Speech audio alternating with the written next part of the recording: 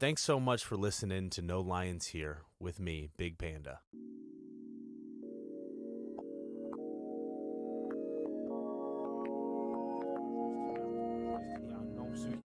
Hey, what's up, everybody? Welcome back to No Lions Here. My name is Big Panda, and I'm a recovering sex addict. With me today, I'm really excited. I have a man in the studio with me, my sponsor, Jeff. What's up, man? I'm so excited to have you back in the studio. I had this whole thing planned out in my head of I was really going to say a whole lot more in that introduction. And then we locked eyes and I froze up and got all kinds of squirrely. So if you want, I can divert my gaze over here for a minute. Nah, man, we're already in it. What's going on, man? How you doing? I'm doing well, my friend. Good to see you. Good to be here. Absolutely. It's been a hot minute, but I'm excited. Been. I'm excited. Yeah, man. Just super excited to have you back in here. You're the first guest inside my my own studio, right? Because I think the last time you were here, I had the producer in the back that was running everything for me, and we ran into some technical issues right before we started recording, just right now. Oh, today we did. Yeah. Yes, we did. Yeah. Yes, we did. And you know what we did? We pushed through. We did. We pushed through. I was scared. I was like, this is scrapped. We're done. I just wasted your time. Oh my gosh, what are we gonna do? But you know what? We figured out a way, and we're gonna push through this, man. And we're going to talk some recovery. Yeah. All right. Love it, man. Dude, so obviously we talk all the time. Every day. So I know what's going on with you. But I don't know, you want to give a short snippet of kind of what's Jeff's life looked like, since you were last on the podcast. I will do my best. Yeah. One of the things I want to lead with real quick, I will try to keep it brief, is I'm immensely grateful for you, Alex. I love you. We talk every single day. And I said earlier when we were just catching up that I forget how I phrased it, but it came out of my mouth and I even caught it. I don't know I can't imagine you not in my life in the context that you are, in the way that it looks. We don't get too caught up in the sponsor relationship. You're arguably one of my very best friends. So good to be here and chatting with you. Yeah, we stay current every single day, but since I was here in October, let's say. It was October 2022. Last year. Yeah. Almost a year ago. And I don't think anybody is different out there. A lot of life happens every single day. In a nutshell, I enrolled in barber college and am about a month away from graduating that. I have a lot of fear, a lot of growth, a lot of recovery in all of this stuff. A lot of little boy uncertainty, a desire to control, a lot of discomfort. A lot of grief and a lot of discomfort around not being attached. Those two things are the biggest things in my life that I would check in on a daily basis. This career / identity journey. It's not just I'm going to get a new job. This is really at a deep level. Because before this, you had nothing to do in your actual career with cutting hair at all. Exactly. The joke I use is I did not walk around as a young boy looking at men's hairstyles and think to myself, I'm going to give that guy a fade, or wonder if that's what kind of texturizing technique is applied there. Never at all. And now you do, because I see it all the time when we're out and about. You do. You're constantly looking at guys and their haircuts. But I'm not objectifying women. So that's hey, right, okay, right. Yeah, that's okay. I'm looking at that guy's hair, Alex. So yeah, which is very exciting. That is progressing along. Like I said, a lot of fear. And one day at a time, kind of similar to we had an issue, but we went through it and came out the other side. And it seems like, not a big deal, but it is a big deal. But the big thing is the emotional dependency on a relationship or a woman. I think the last time I was here, we talked about a woman-shaped hole. That moniker language kind of got applied to it, but the mother wound, the who am I without being attached or loved to or by some woman. and one day at a time going through that and learning to meet my own needs and to sit in it and not even take necessarily recovery actions to make it go away. That's something that we talk about sometimes about, well, I'm hurting, I'm uncomfortable, I'm going to meditate, or I'm going to, do this or this. But basically it's to get this pain to go away. Just do whatever I can to throw the tool bag at it to try to bring some kind of instant relief that magically takes everything away. But I believe that what I'm going through needs to, I don't know how to say it, like it needs to happen. There's pain connected to it.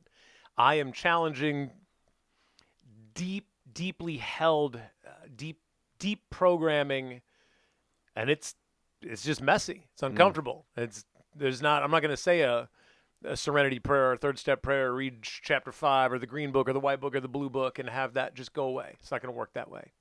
But yeah, one day at a time, like I said, that was 9-10 months ago, and I am better than I was then. Better, that's such a subjective term. More comfortable, a little more grace. The swinging of the pendulum isn't as extreme. To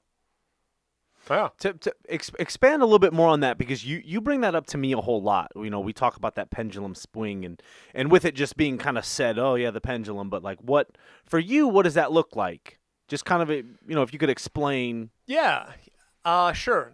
I got that from my sponsor. He talks a lot about the swinging of the pendulum, and it can be applied to different things. Here with this, though, like that at one point, let's say that the swinging of the pendulum out on one pole would be overwhelming neediness, my gut's on fire to be connected to the last woman, for her to love me again, pining for.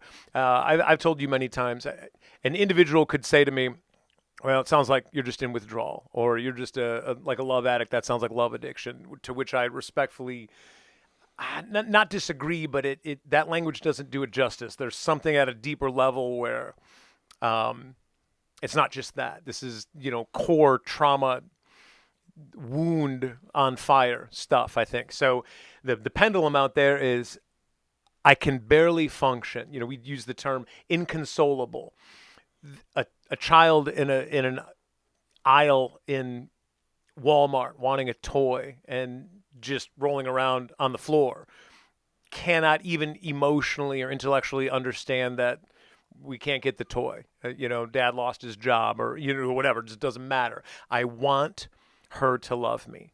All my friends are like, you know what, Jeff, that's a really bad idea. In fact, I've had multiple friends say to me out of love and concern, if you were to reconnect with that person, I don't know that I could be friends with you anymore. And it not be in a threatening way, but actually just a loving, direct statement. And having all this data and not having that have any impact on the emotional fire inside about, like, doesn't matter. When that part of the brain is engaged, intellect doesn't win that. So the pendulum's out there, and I'm just like, I miss crave. Crave is a more accurate term. That connection. I don't know how to live comfortably without it. And intellectually, I can understand it and read books and try to throw some tools at it, but it doesn't have the immediate impact on emotional soothing. You just kind of got to go through it. It's a process, right? I hate that P word. It's a process. Process. Yeah, I'm in a process. Oh, it's a process. Yeah, I'm in a process. Well, I'm ready for this process to end. Yeah, this process is crap. Yeah. But so I'm in the process. But then what happens is a day or two later, and chop wood, carry water, keep coming back, all that kind of stuff. I talk to you about it, talk to my sponsor about it, talk to other people about it, try to be of service, do all the things on a daily basis that I know to do and believe in doing. And then the pendulum swings and shifts to, and I don't know when it's happening, but all of a sudden on a Thursday, I'll check in with you, and Wednesday was kind of out there on the other side, and Thursday after just a night of sleep, and I'm like, you know what, I'm comfortable in my own being, and I don't need her or it, because it's always it. It's actually not her. Mm-hmm. And I have an awareness of it, and then I often feel immense gratitude. Wow, that's really nice. It's an unfamiliar, sadly, state of being, becoming more familiar, and that is the goal. This neutrality around being content in my own skin with who I am and where I am. I believe, yes, we're meant for connection. That's fine, but when it's crossed the line in this sort of dependency realm for me, I know it's off kilter because of how badly it hurts, how uncomfortable it is to not be connected. And there are days days, I was going to say weeks, but that's probably not accurate. Days where I am comfortable, like, okay, I'm not attached, and I am more comfortable than I've ever been. Now, how frustrating does it get? Like, because I know that I get super frustrated when, like, you talked about, like, one day I can be super neutral around all of this stuff. And then literally the next day, I'm that inconsolable child rolling around on a Walmart floor because I couldn't get a candy bar. Like, and that just seems like it's super frustrating and a part of the process that I really don't like that part of the process at all. Are you asking? Just kind of saying, I guess more or less just saying that, because I know that I'm sure that a lot of people can relate to that. Like, I know that I am not alone in that. I know that you're not alone in that. We are not unique in that sense of, like, one day can be really good, and then the next day is absolutely terrible. Amen. And there's some days where, like, the first 4 hours of my day are going really good, and then all of a sudden the last part of my day is I'm all over the place. Amen. Yeah, I echo that. It's incredibly frustrating, and I got to be careful. You know me, like, I can geek out and talk a lot about this. But we were at a meeting on Saturday night, and a guy who I love shared something about slightly apples and oranges, but he talked about we do our best, right? Our best on a daily basis. We just do our best. And on a given day, my best is different than perhaps on the next day. And that concept is hard for me. Like, hard. There is a Jeff Best, and it is at a 9, or something like that. And that needs to be a 9 on Monday and on Thursday and Saturday. It's just, that's what it is. It has to be that way. And it's not. And, we've been talking a lot about, and we'll work this in, I'm sure, self-compassion, right? Kindness for self. This sort of, this gentleness, this allowance for, you know what, Alex, I am doing the best I can, and today might look different than yesterday or the day before. So spin that around into how frustrated am I that how come I'm not keeping this at bay? Why is this here again? Because, I think that the myth that I can control whether I think about her/it or not, or plug that dam of neediness. Why is this coming up? Yesterday I felt really content in my skin, and now I don't. Why? And this is just me. I don't know if anybody else can relate to this, but I want to understand. I believe in inventory work, and I examine, I turn things over, and like, okay, what's going on there? And sometimes I see some things, and other times I do not, and I find that to be frustrating. Yep. There's a real helpless, discouraging. Like, I do not feel in control of my thought life or my emotional life, and my experience is often, far more than I want to admit, I am not. One of the expressions I hear a lot in recovery that I personally disagree with is that I'm powerless over people, places, and things. The only thing I can control is myself. And with all due respect, I understand the spirit of that statement, but my experience is that I'm often humbled by how little control I actually have over my thought and emotional life. And it is a struggle. Yeah. To like, wow, I feel that, Yep. And then that I'm not able to control and like throw all those tools at it and it go away. Yeah. Yeah, that makes a lot of sense. Yeah. But yeah, it's discouraging. Again, back to that process. And then self-compassion. This is because I was trying to beat myself up, and the old the beatings will continue until morale improves, or the beatings will continue until you get over this woman-shaped hole, for example. Now, that's not a conscious thought, but that is the operating system that I bring into recovery, that I'm working hard to not follow anymore. So, what it looks like today is, awareness. Everything starts with awareness. I see it. And having had a long time, I've been around a long time of beating myself up, I guess. It doesn't work.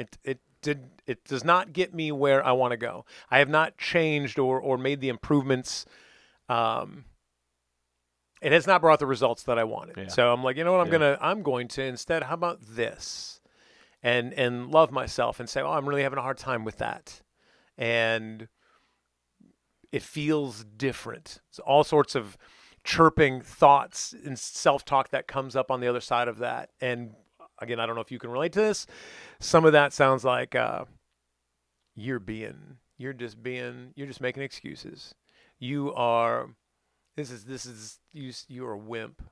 This is just bullshit, Jeff. You're rationalizing and feeling sorry for yourself. How about you just make a gratitude list or something? Like whatever it is. It's just generally it's not positive, loving, affirming thoughts. It is you're being trying to watch my language here today. I know that for me, those thoughts are like, you're being a baby. Stop feeling that way. Yeah. Stop feeling that way. This is bad. Why are you feeling this way? Stop feeling this way. How does that work baby. for us? How to dude. It makes those feelings even bigger. Yeah. Like it makes the problem even louder. It turns the volume up, not down. Yeah. At all. Yeah. But yet I find myself so comfortable in those places. Not comfortable, but because it's not comfortable, but like that's what I've bought into my whole life.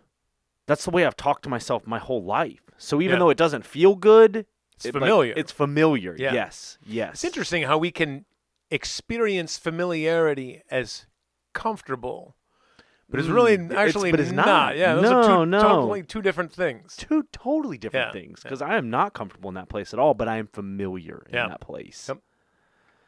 And then also, then when I'm in those places, then of course I get to be the victim, and then I get to then justify whatever behaviors I need to take to soothe that. And in this case, in this recovery, that is acting out. That is, well, there's no way I'm the victim here. I need to soothe my pain. This is where I'm going to go. Yeah. And then the tapes, then after that all happens, then the tapes come in and say, you're a piece of shit because you just acted out.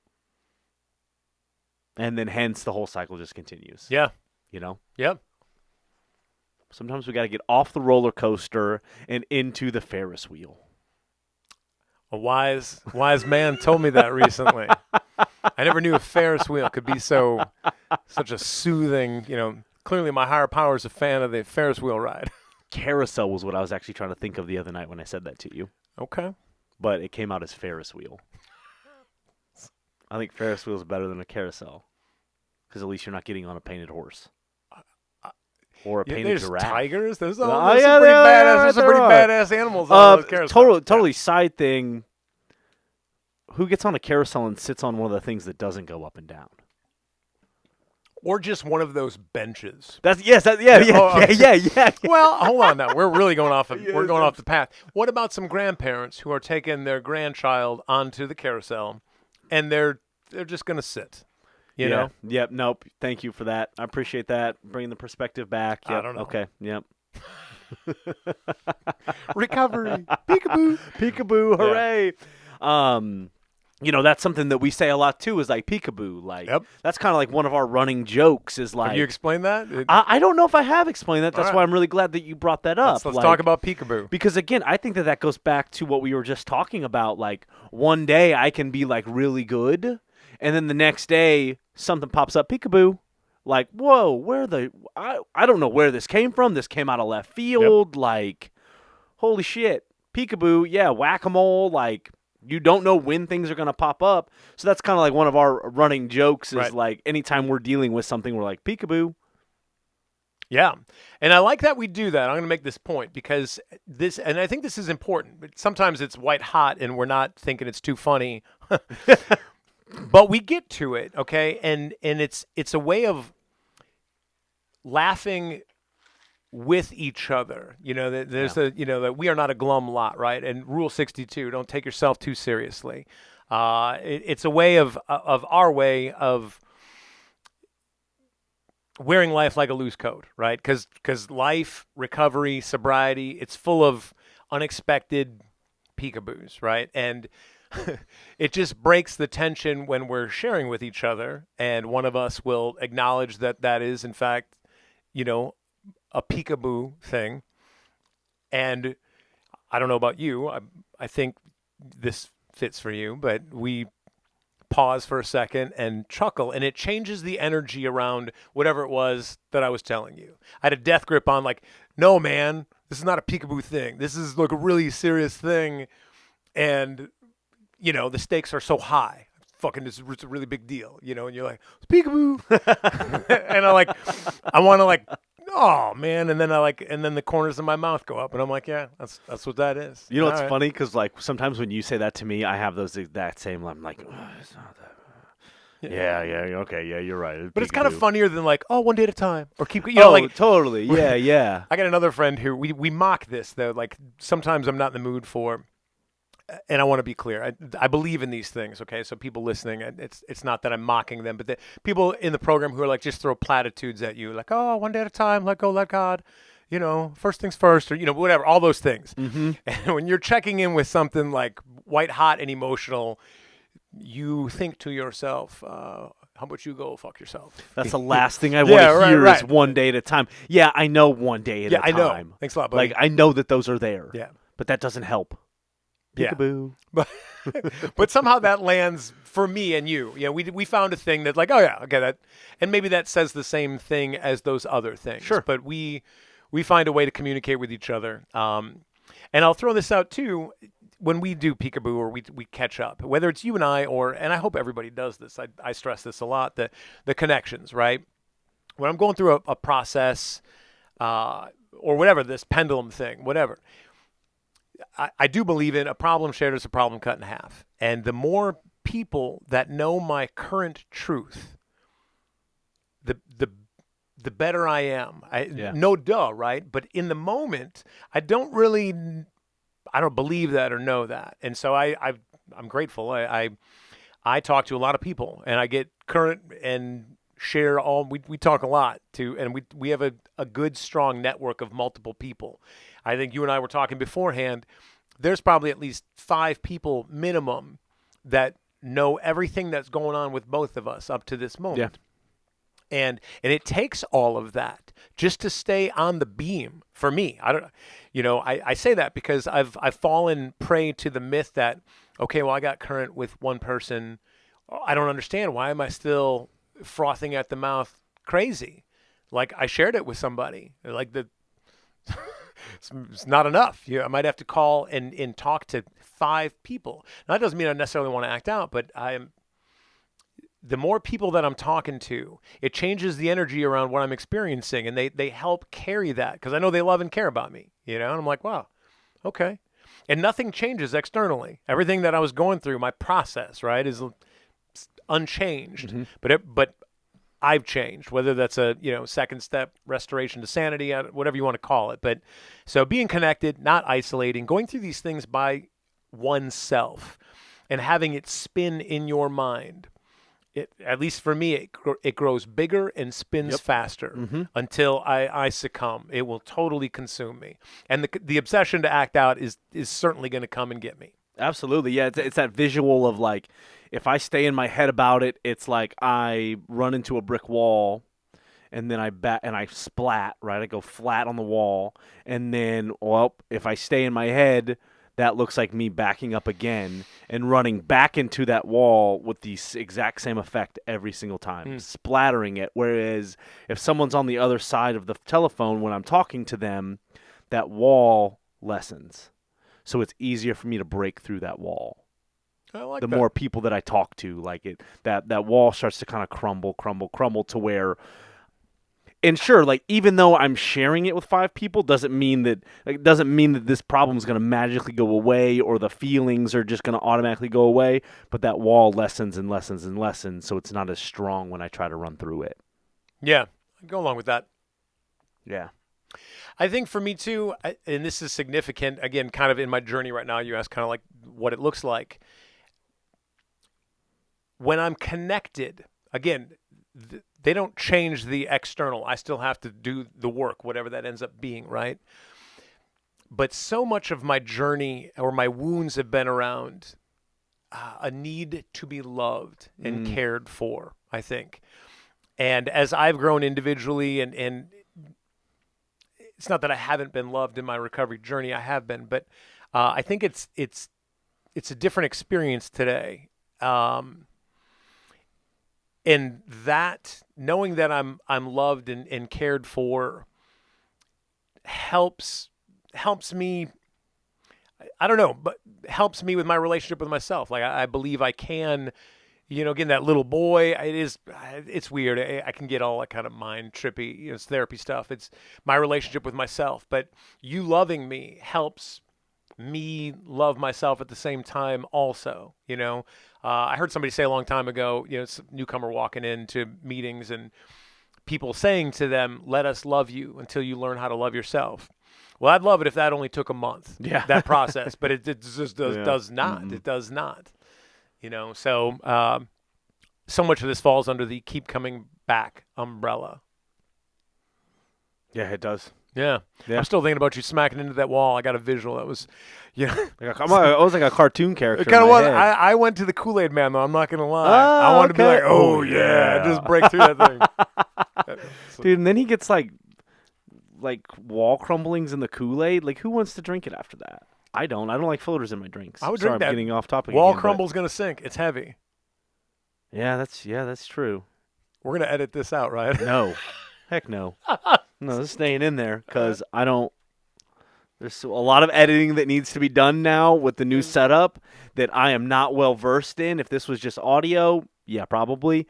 But I don't know. Again, too, like, that's what I like about this in our relationship is that, like, we can talk recovery and then we can get off topic and make these little side jokes. Like, it doesn't all have to be about recovery. Yes, this is a recovery podcast.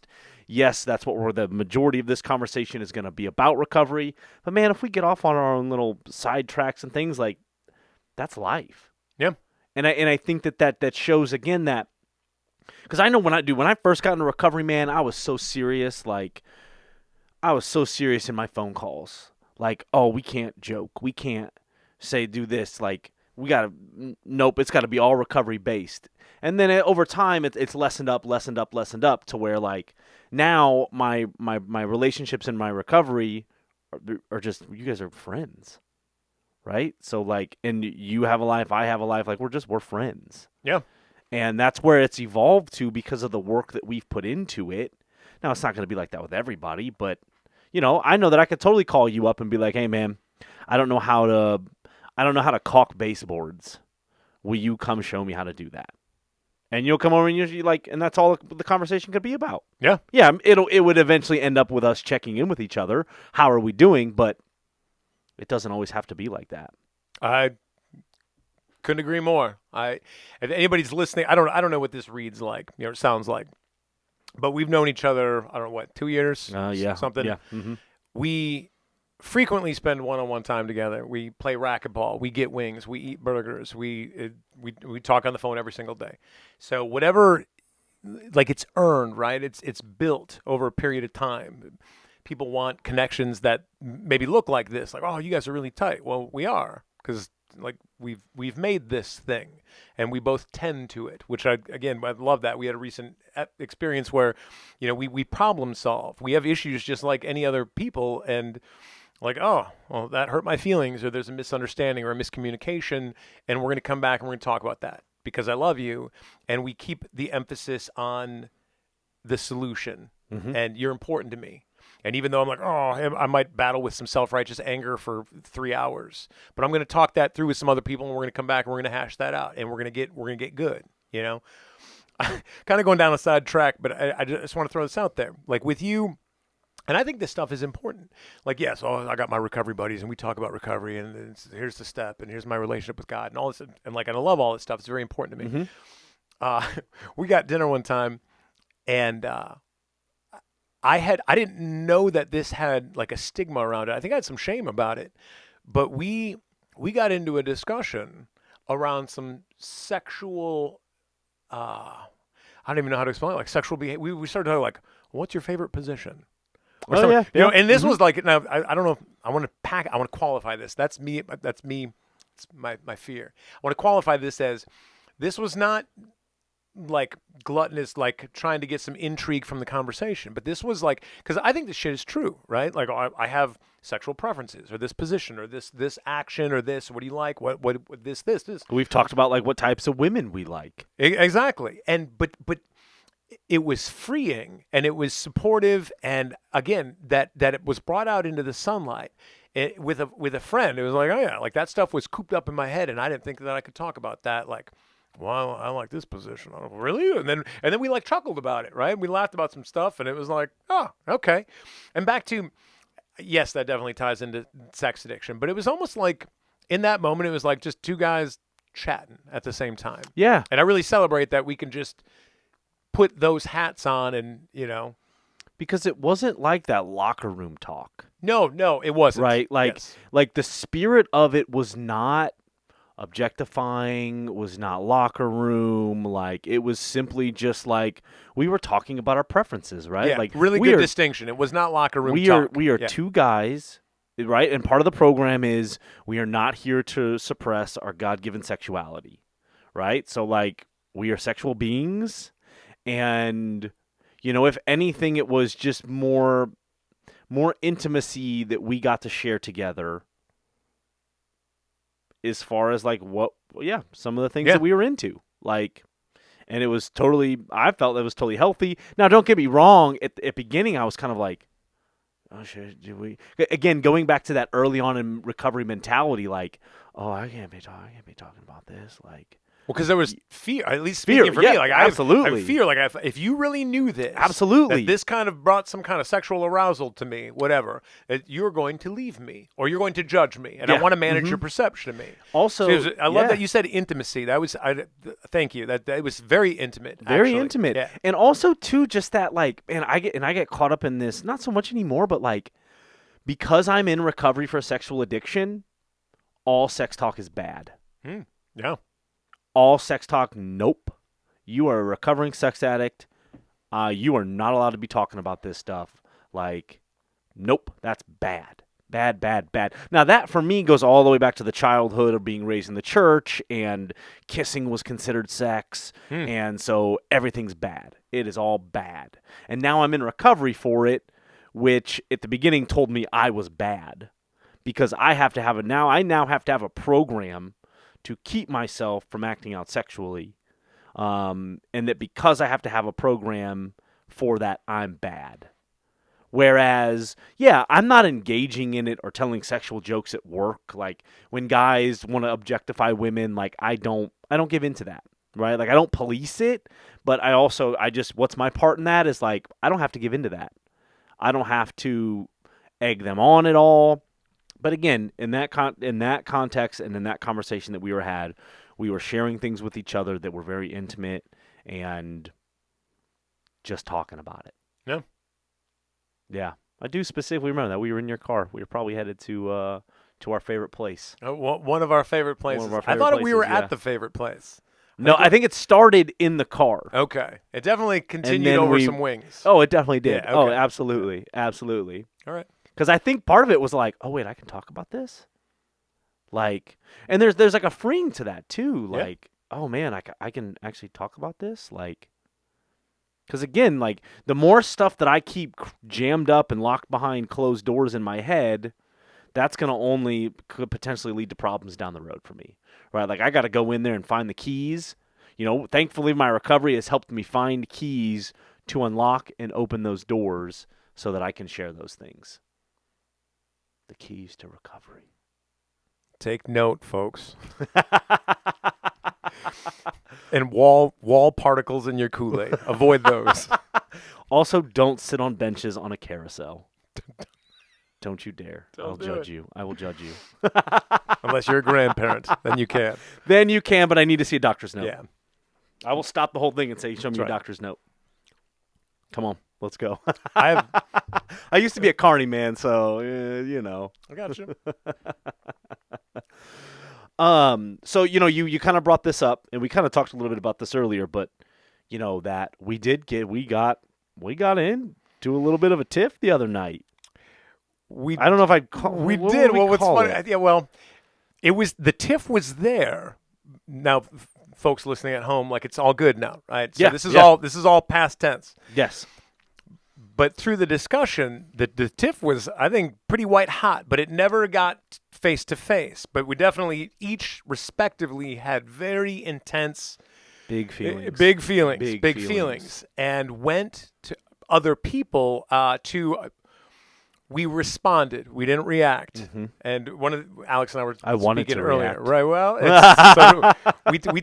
I think that would be entertaining and beneficial to talk about. Okay, Yeah. One of the things that, how do we package this? There were some hurt feelings and some assumptions. I did some things and the recovery tells us, well, what's my part in this, right? Yep. For Alex, let me know something bothered him. I'm trying to keep it vague because it really doesn't matter, but I really do want to honor like the core issue. Right. Like we were talking earlier, like the situation itself is actually not about that situation. That is totally correct. At all. Yes. It was about the feelings that I felt and wanted to react to. Yes.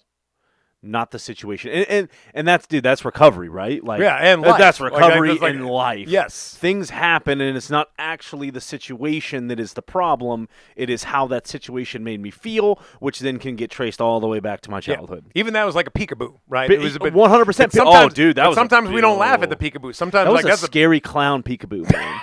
that was a scary one. I got a chunk of brick in my Kool-Aid in my mouth. That's not that peekaboo's no bueno. So, and you interject if I'm getting it off base. Absolutely. So Alex sent me a message, which I will admit to you, I didn't like the text message. Maybe a call, whatever. I don't know. But the message came in, and here's what he didn't know. I was hungry, and I was tired, extremely tired. And I read this message, and he probably composed it very carefully. I don't know.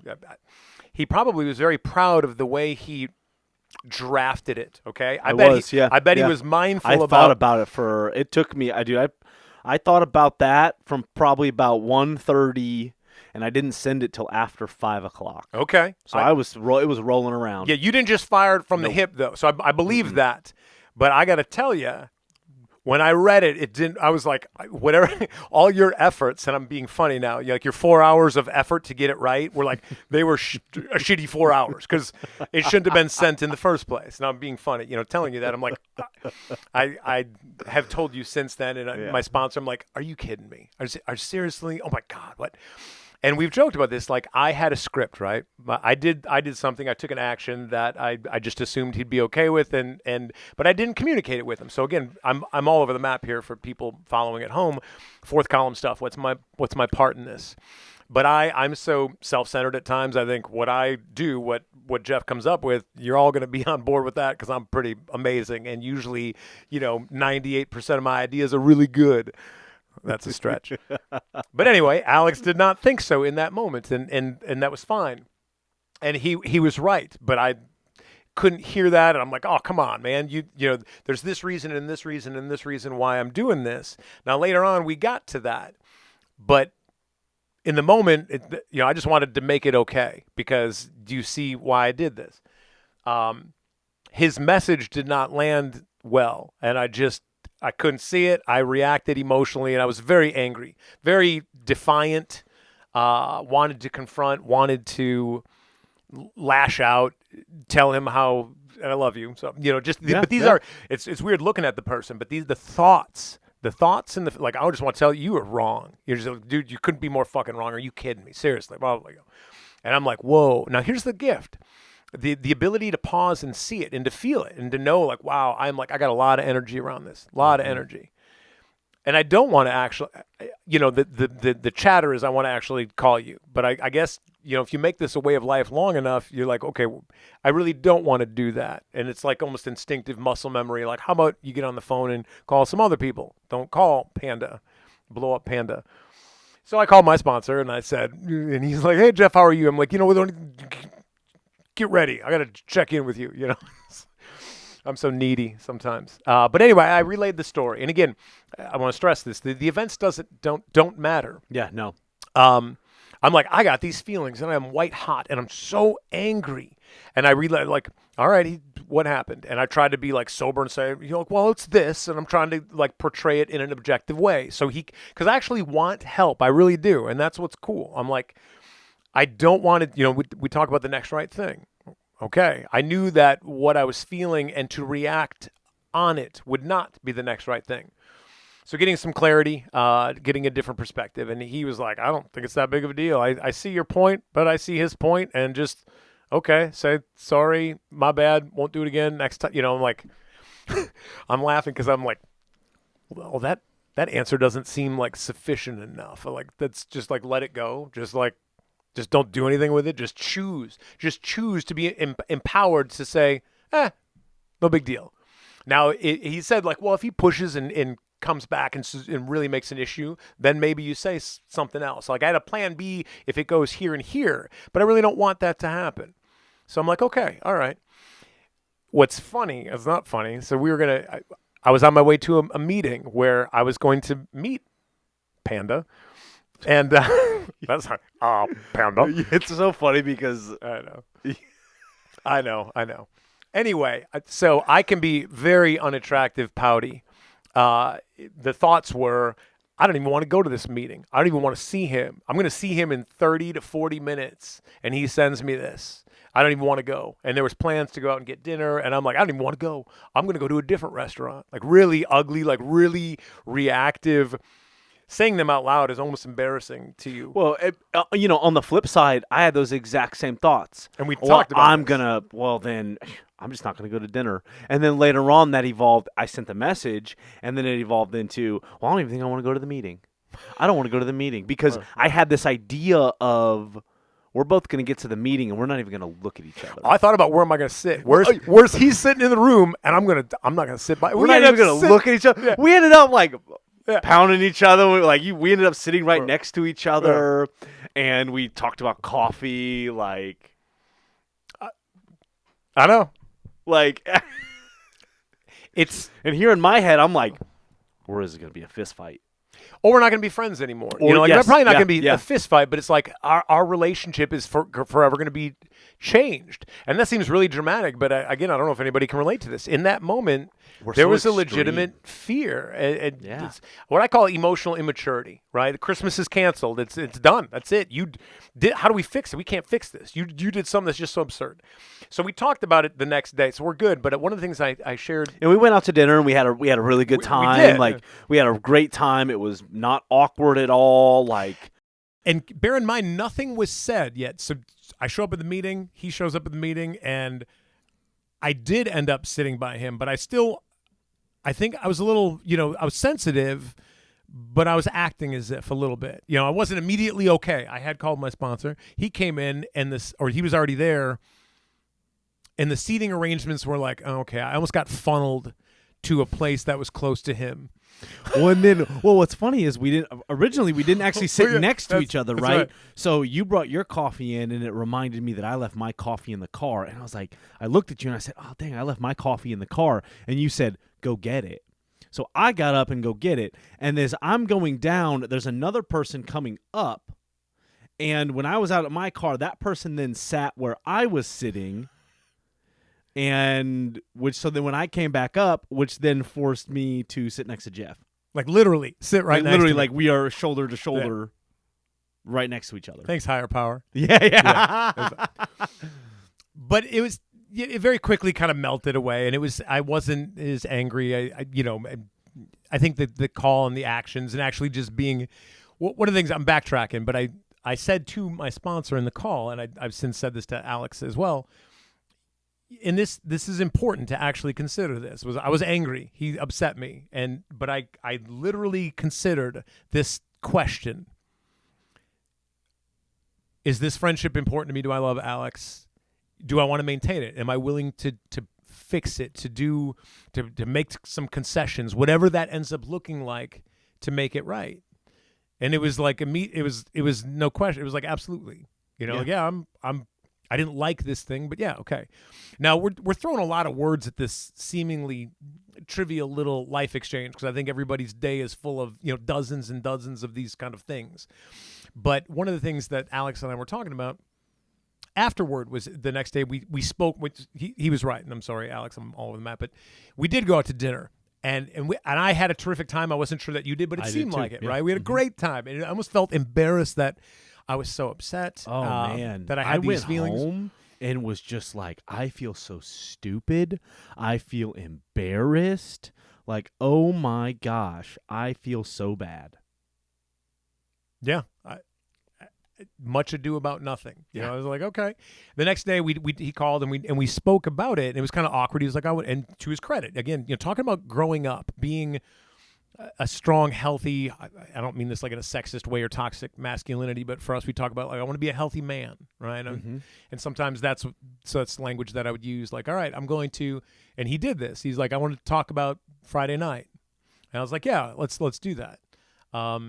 And we started talking about it, and then it got into laughing with each other about these admissions. Like, you don't know what I was thinking, but I wasn't even going to sit by you, and I wasn't even going to go to dinner, or me and so were going to go to another restaurant entirely, and you'd really then pie in your face, buddy, And then he admits to me like, oh my God, it's funny that you say that because I was going to invite someone else. It's funny to talk about, but it was very healing. I don't know. Am I missing anything? What? No, I don't think so. I think that, and you know what? It's funny, Jeff, because, when we talked yesterday, and, I think we probably talked for 5-10 minutes before I brought it up, Yeah. And I brought it up, and, I just started going on. I said, man, I felt so threatened, and I felt like, man, I'm not good enough. Like, I'm going to be replaced. Like, and, you came back and you're like, wow, thank you for sharing all that with me, man. Like, wow, you really took ownership of what you were feeling. And I did not see it like that. I still felt like a really big baby for feeling that way. But then you were there to remind me of, wow, man, like that's recovery. That's a program. You're running a program right now. Good job. Yeah. Like, and that, like, that really changed it even more for me. Not that I felt things were much more dissipated that next day when we were talking about it, but that even that really was able to set the grace and compassion in for myself of like, oh wow, I didn't even have to, in that conversation, I didn't even have to consciously think, okay, I got to make sure this is my sponsor, because I do this sometimes, right? Like, okay, Jeff's my sponsor, so now, okay, I need to make sure that I take ownership. I need to make sure that I'm seeing what my part in this is, because he's going to ask me these questions, and I need to make sure that I know, right? But like, I really wasn't even consciously in that. It was just me just laying it out, what I was feeling throughout that whole situation. And then you came back and you were like, man, good job. Thank you. And I was like, oh. I was honestly like really taken back. I was like, oh wow, that was, oh, okay. Well, cool. Like, and just the fact that I didn't have to consciously think about it or make a point to, okay, I got to hit these points, and these points in order to, look. Check the sponsee box or something? Check the box. And then I didn't even have to do that. And it just naturally, that's how it happened for me. It's awesome. You do work a good program. I tell you that.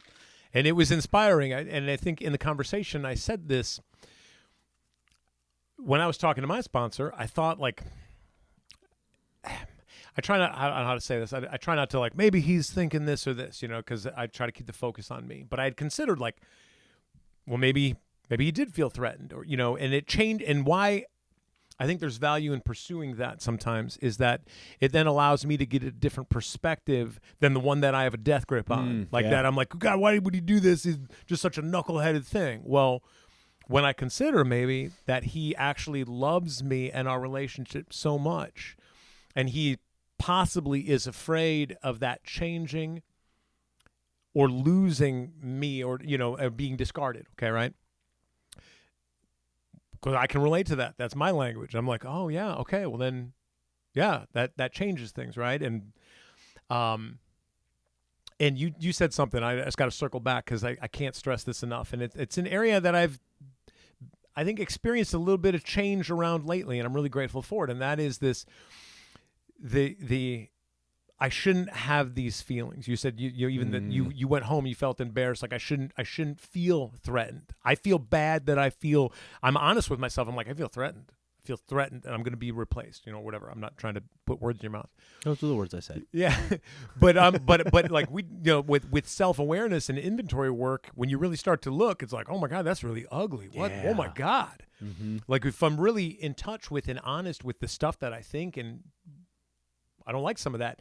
And the myth that I think I can just not feel that has to be smashed. Like, good luck with that. The bottom line is you feel threatened, period. You cannot intellectually, or me, I'll keep it to me, like, I have to work through that. I can't just see it. You said this really well a couple weeks ago. Self-awareness doesn't equate to the change. The final change. It's definitely a necessity in the process. Yes. Okay, I see it. Okay, threatened. Okay, whew. And like welcoming prayer or whatever, different tool. Like first you got to even just acknowledge that that's the honest condition I'm in. Like, oh, okay. Which seems simple, but it's not. It's not. It's hard to, or it's not easy to do. Because again, all these tapes are programming like, oh, you're being weak. I'm a 6'3", 215-pound guy, I'm badass. What do you mean I'm threatened? Like little boy doesn't care about any of that. And you did all that. One of the things that we talked about too, and I was really proud of this in our relationship, was that we came to this reconciliation. How about that? Like really gracefully and quickly. Yeah. Right. Like in 8 hours, 12 hours, whatever. And we were asleep for 8. Actually, it was almost immediate even at dinner.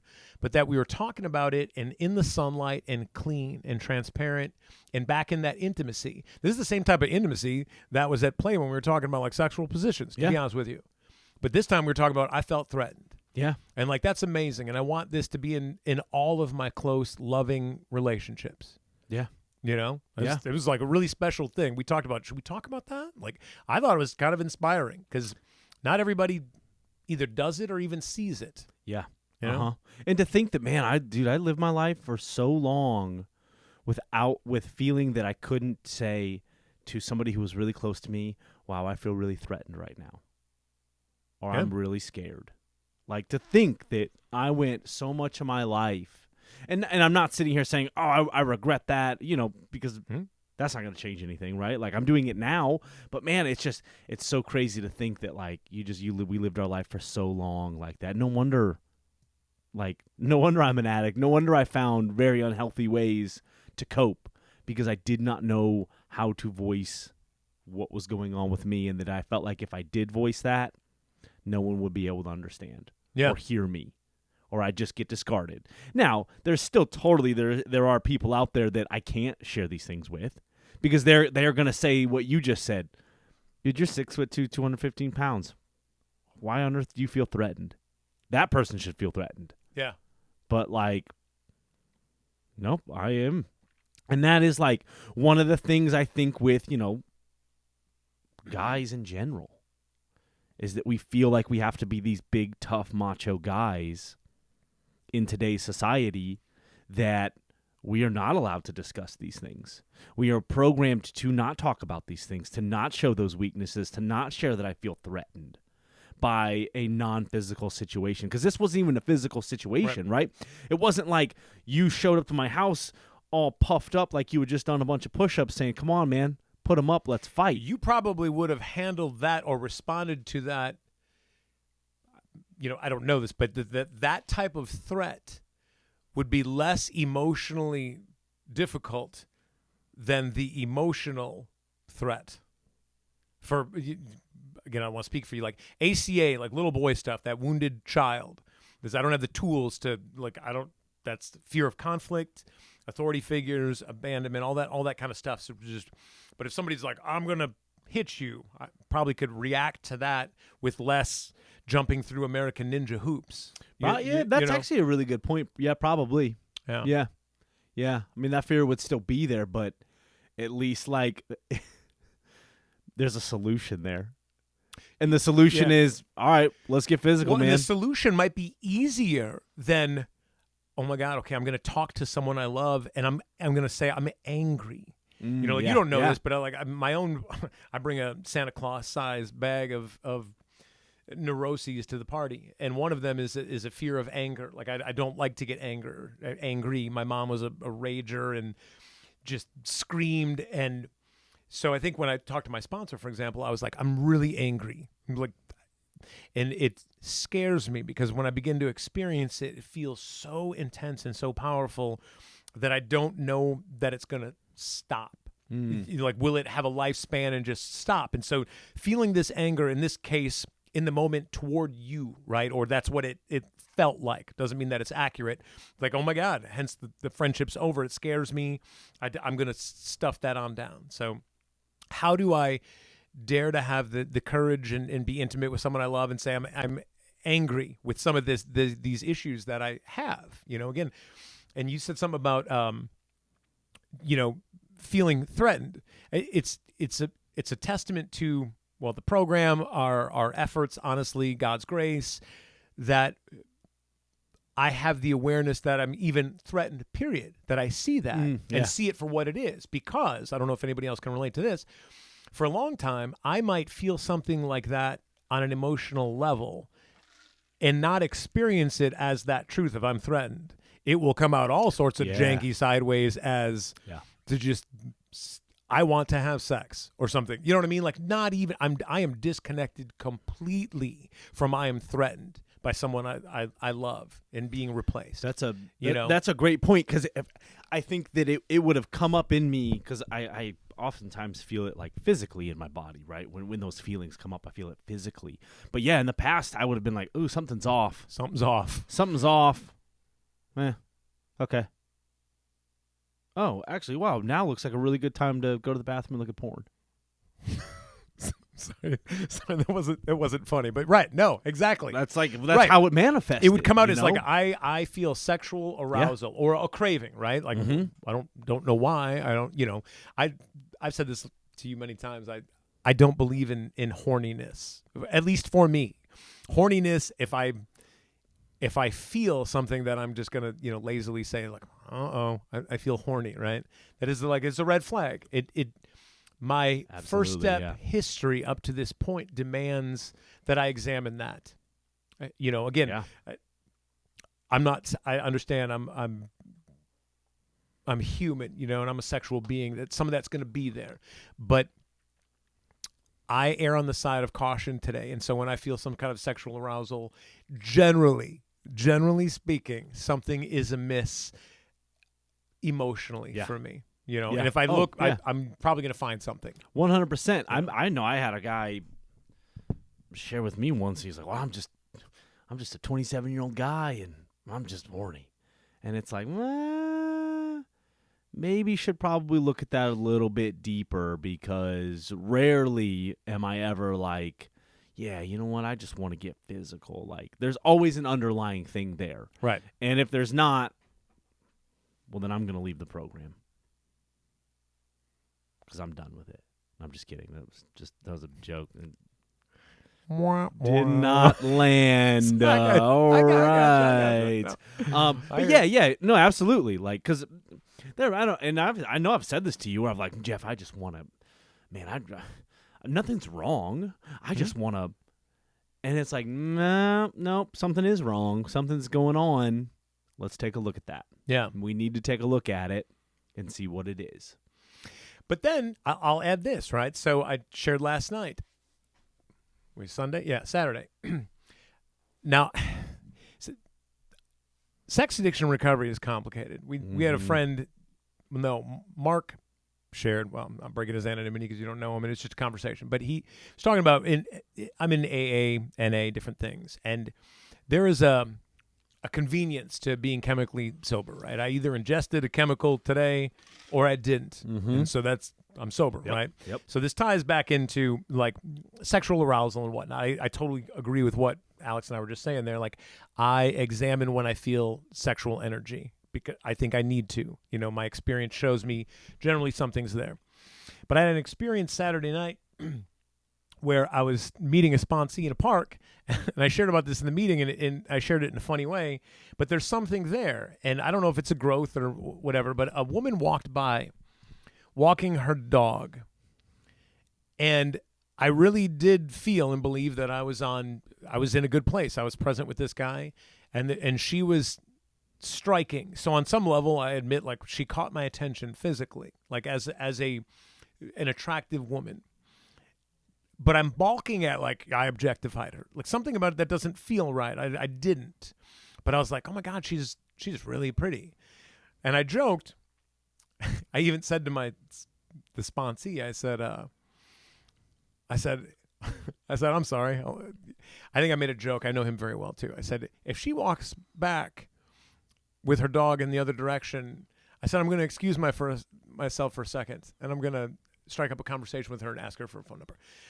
Now, that didn't end up happening, but what it brought up in me was that, again, I'm single, and we've talked about this. Like, I could have done that, and I was like, something about this feels bad. Like, I'm doing something bad because she caught my attention. It wasn't, I don't even know how to put it in the right words. It wasn't lust. I wasn't like, damn, she's fine, I want to just go get her, right? Or something like that. It was like, I'm attracted to her physically, okay? But again, that's where the tapes are like, that's bad. That's bad. But is it? You know, is that I'm not saying, I didn't feel not sober, but would it have been bad? Again, think this through. Like, hello, yeah, I don't mean to be weird, but I'd like to get a cup of coffee with you and get to know you. I may not have anything in common with you, you know. I'm saying, for me, I'm exploring, like, what could that look like? What does that look like in middle circle terms? Was it sexual arousal? I wasn't sexually aroused, but on some level, was I sexually attracted to her as a human being? I guess I was. On some level, I just don't want to use the word like, I objectified her and I wanted to get her number. You know, that it seemed deeper than that or different than that. You know, and trying to come to a place within me where I'm comfortable in my sobriety and what that would look like. I think we talked about this. I think being single and being sexually sober is a different animal. It looks different than being and again, I'm not trying to, disparage or criticize anybody's program. But it's definitely a different thing. Yeah. Yeah. Absolutely. And after the meeting we talked, and it was like, I am allowed, just because I'm in a recovery for sexual addiction, and part of that for me was objectifying strangers, or anybody I was around, like, I'm still allowed to acknowledge beauty, right? Like, now, what am I doing with that, though, right? Am I being obsessive about it? Like, if I see a pretty person, it's okay for me to be like, oh, wow, man, she's really pretty. I wonder if we have anything in common. I wonder if maybe we could have a conversation and see if we had anything in common and see where that goes.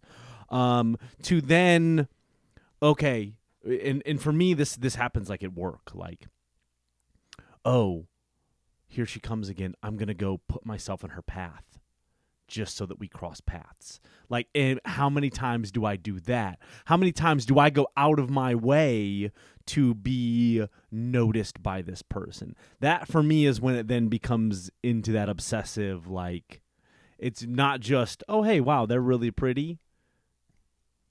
Like, that's where like I start, flirting with that line. Yes. No, I own this. We joked about this before we started recording. Today is the kickoff of the NFL season, Sunday. Not the kickoff, but I shared with Alex that I know a woman who is a fan of the Pittsburgh Steelers, and she is in a relationship, but I find her attractive. And I sent her a message, and I know her through various means. I've known her for a while. And I said, week 1, like, go Steelers, yay, or something like that. And I admitted to him, and I admit this, that it was Alex made the joke, and he called me on it. It was totally correct. It was the football season. It was an excuse to make the contact that truly wasn't necessary.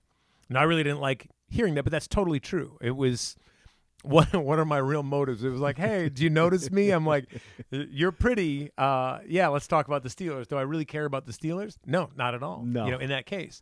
So, but back to, like, oh, that you're not sexually sober there, Jeff. It's there's a lot of shades of gray where I'm like, oh, no, I missed the mark on that one a little bit. So I did not send any more messages, but, Alex and I had a chuckle about that, our conversation about it. So But coming even back. just like, even just you sharing that with me, right? Because that's something that for me, I can look at as so innocent.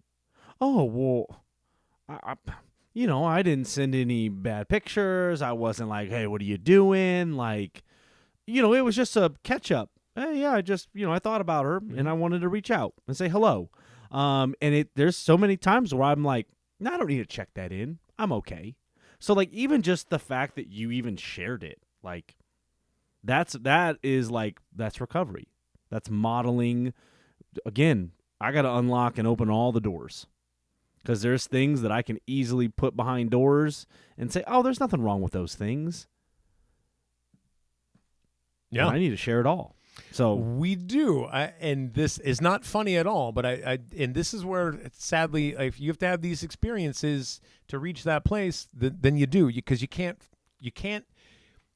trick yourself into being there. And what I'm saying here is, I have a text message about the Pittsburgh Steelers, and just an example, has led to my laying waste to my entire life. It has led to the creation or the beginnings of some sort of affair and my emotional, complete batshit craziness involvement with some woman. Like, I love you and I cannot live without you. I have trauma bonded with you. That didn't happen with the text of like Pittsburgh Steelers, but make no mistake, that is how that has started in my first step story. Mm-hmm. Somewhere in there, because there's like 4 of them, maybe 5, whatever, that started somewhere with a text message emoji or something that seemed, hey, just checking in with you. I minimize. Every time we talk about this a lot, taking ownership of who initiated the dialogue. Because my ego would love this to be the situation, and that is like, women are blowing me up. They're entering my world and texting me. The truth is, they are not. If I stay in my lane, women don't text me. Yeah. Oh, hurts my feelings. It doesn't. It's okay. But I stir things up. We chum the waters. I'm trying to create some intrigue. The script isn't going my way when I'm in that place of neediness. So and I can't just, again, I'm in recovery, so I can't just say like, hey, baby, right? I got to package that in a way that's somehow acceptable, not only to them, but more importantly, in a more damaging way, to my own self, because I know I'm being out of alignment. So I got to try to somehow, trick myself, attempt to, and that is, it's just talking about the Steelers, or I like mint ice cream. Do you like mint ice cream? Oh, you like cookies and cream? That's good too. It's total bullshit. Total. It's not funny, and it's like, wow, all of a sudden, how did I get here? Where I'm seriously, the Big Book talks about having an awareness that we have crossed the line or are in danger way, way, way later. I'm slaughtering it way beyond the point where we could see it. We're toast. We're in the bubble, is whatever the program calls. Like, wow, I'm in big time trouble. And how did that happen? I'm not a victim. I did that. Mm-hmm. I did that. Yeah. Yeah. Don't text about the Steelers, Jeff. Well, I think something else too with all of that is that, like, scripts, right? We talk about this a lot. Like, we have scripts, right? And a lot of times in like those situations, for me, there is a subconscious script there that they are going to playfully engage with me, and that's just gonna further that intrigue and that engagement. So I get, we talk about this a lot. Like, what's my script? That person did not follow my script, and now I'm all bent out of shape about it. Yeah, because there's scripts that we have that other people don't follow. Yeah, and sure, I may think that this is an innocent text or whatever it is, but subconsciously there's a script there that I want this person to follow. And we've talked about, and thank you for bringing that up, we've talked about, and I wish this wasn't the case, but it still is, the expectations connected to an action. And I even try to watch for this, right? I feel like I've got a program and I'm watching for expectations, right? I often bump up against the fact that I had expectations, but didn't see them until they were not materialized, right? Like, she did not follow the script, and wow, all of us, and it hurts really badly. Like, something's going on. What is that? Something isn't right within me. and then I have to, that's the indicator. Like, wow, this did not go the way I wanted it to. Sometimes I know it, I'm totally full of shit, but other times I'm like, I did not. That was a Trojan horse thing there. I really didn't see it, and now I have to deal with. Ooh, I feel abandoned again. Little boy totally got rejected. I feel it's not right sized at all. That person's reaction to didn't even get back to Joe Blow talking about the Steelers. Again, I'm killing the Steelers example here because they really don't care. They have no idea that behind that initiation of dialogue was not my interest in the NFL. It was my very well-being as a human being. Do you know what I mean? Oh, yeah. And so when they just get back with, either nothing or a one-word answer with no punctuation or something, it does not meet that need. And I didn't even know that desperate quality of neediness was behind that at that level. Today I do have a pretty good awareness, but that's where the increased level of pain is on the other side, because the stakes are that high. Yep. I need you. I want to say I need you to love me. It's not. I need you to see me, to choose me, to worship me. I need you to not be able to function in your life comfortably without me. Just that sort of whoa. I need you to buy into my script. Yeah. I need you to. I need you to know that I have expectations here, and you need to meet them. You need to drink the Jeff Kool-Aid with the wall bits. With the wall bits in it. Don't worry, they've settled to the bottom, so it's okay. Yeah, but Jeff Wall bits taste good.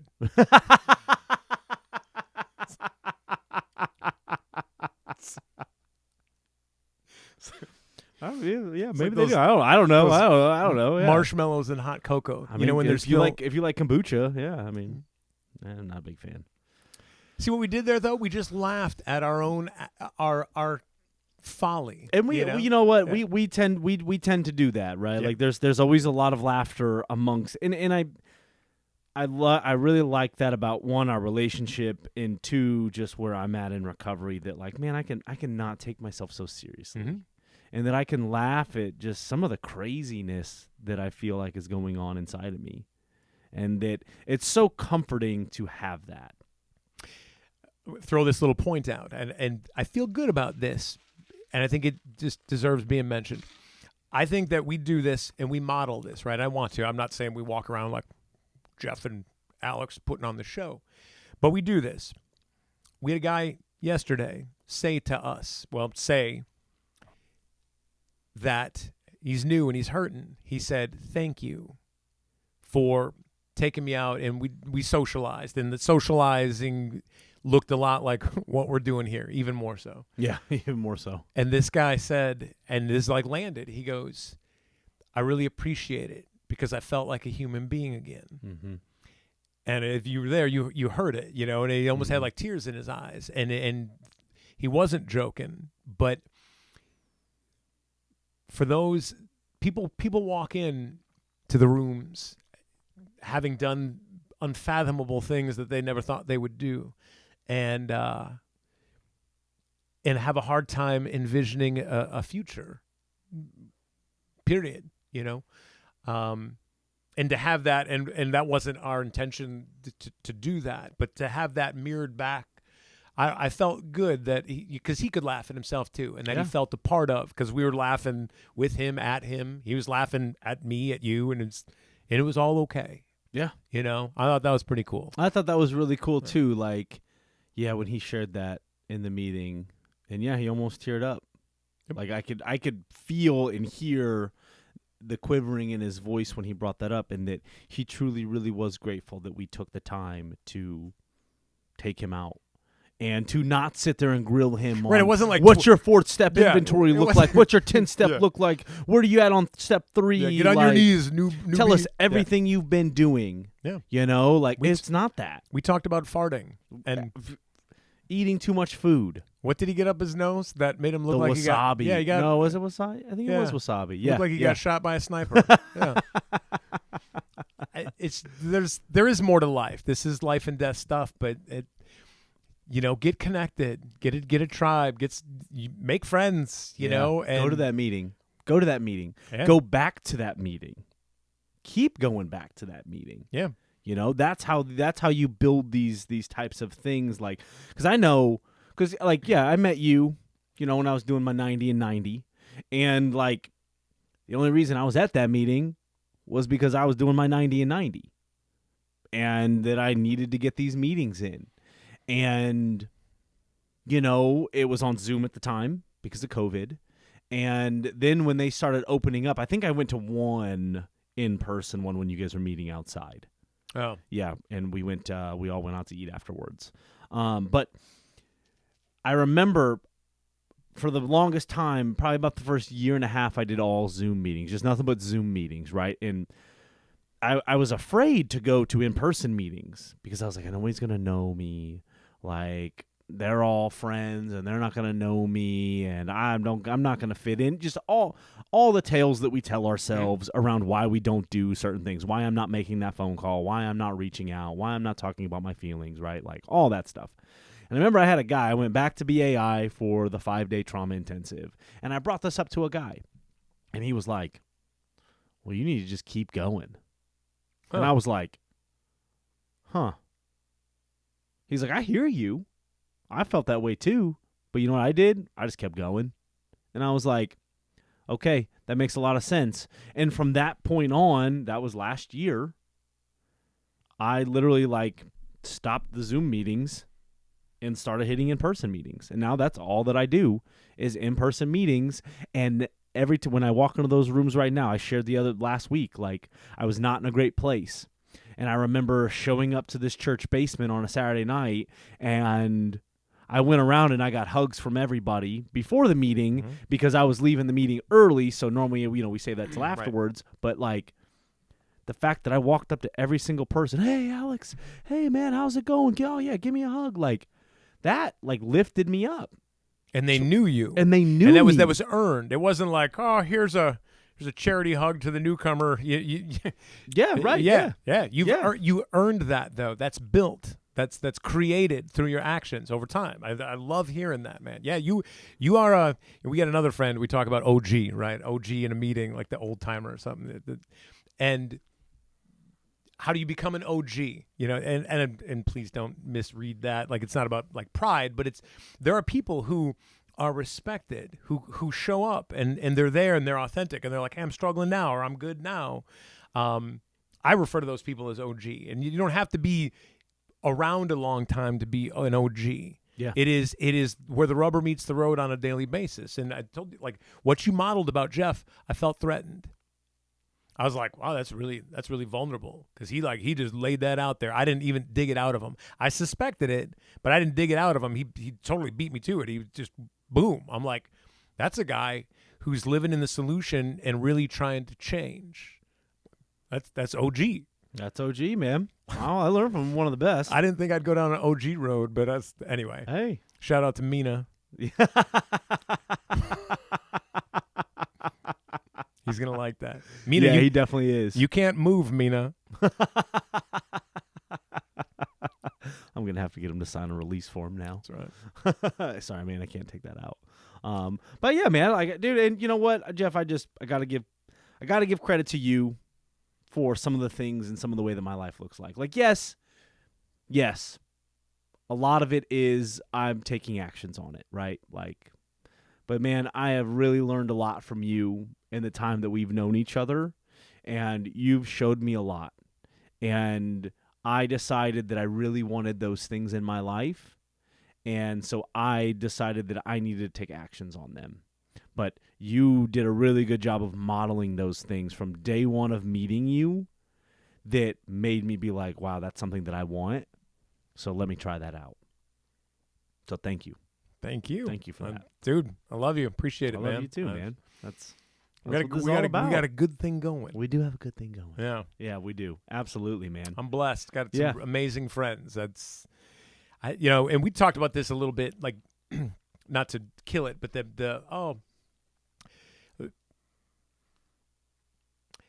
there is enough love for everybody, I got my best friend, and okay, you're special to me. I love you, and when it's good and it's clean, I can you can love other people too, and it's not going to be like I only got like finite amount of love, Alex. I got 9 bars of love. You got 7 of them, but I'm going to start giving this other dude 3 of them, so you're down to 4. Whatever. Quick, I just did my math. Is that right? You know what I mean? But it's like you don't think like that. But it's like, No. well, I don't know. But it's like in this way of life, as we grow, it's like, man, I got. When I'm loving you, I'm actually gifted with more love, and I'm just like, this is all over the place, Yeah. And I don't know. That sounds a little. It's not. I'm not even going to walk it back. It's really wonderful. It's is. seeing people come in and just getting sucked up into it, but also taking the actions, coming back week after week and getting phone numbers, like seeing new guys, right? They're like, oh, and that new guy was there Friday night. And I did it. I said, hey, like so-and-so, can I get your phone number? And he was like, yeah. And I called him that night. He texted me the next day. Just the beginnings of these interactions and seeing these new guys. New guy will check in with me and say like, yeah, I called 3 different people today. And I'm like, that's amazing, man. And some of them are like worse off. I say worse off than he is. And like kind of doing that deal, right? I got other friends that I've known for 17 years in this program that don't call 3 people in a day. And again, it's not a contest. It's not. But those other people that don't make the calls, one of them called me today and he struggles with isolation. It's a struggle. He also doesn't experience the benefits that come from taking these actions. And man, if I could just wish that upon anybody to be able to develop something, is get connected and establish these relationships. Yep. They'll just save your life. They'll allow you to navigate and go through anything. Not easily and not comfortably, but you'll go through it. Yeah. And you'll be okay. Yeah. Yeah. Yeah. Just the love and support that you get from that. And, they say, man, connection is the opposite of addiction. Yeah. So stay connected. Stay connected. Stay connected. Oh, yeah. Oh, yeah. Stay connected to the Kool-Aid. Drink the Kool-Aid. Drink the recovery Kool-Aid.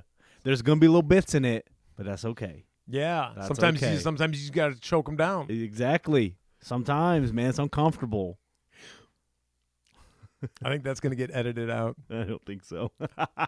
How we doing on time? Because I have to do the editing. Yeah. Actually, we're right at about an hour and a half. Okay. About at that hour and a half mark. So I think unless there's anything else that you got, I think that this is a pretty good little wrapping up point. Obviously, you'll be back. This is not the last that we will hear of Jeff, because we've got some ideas. I won't expand on them, but we've got some ideas for some shows and other more like structured episodes, right? Like I think one of the things that I will expand on this. One of the things that I really want to do is just talk more about the steps. Because there is, there's so many aspects of recovery, dude. I mean, we could sit here and talk for another 3 hours. We could. And then True that story. still wouldn't even be enough. Yeah. Right? Like, so, but, there are some things that, I would like to touch on that I think that people would like to hear, and that is, like, experience with the steps. Because I think just like recovery looks different for everybody, I think the steps maybe look a little different for everybody too. Mm-hmm. Like, yes, they are numbered out and there's wording and, you want to follow that, but I think that they look different and people have different experiences with them. Sorry, I'm hung up on that. There's that wording. There's wording. It just made me laugh.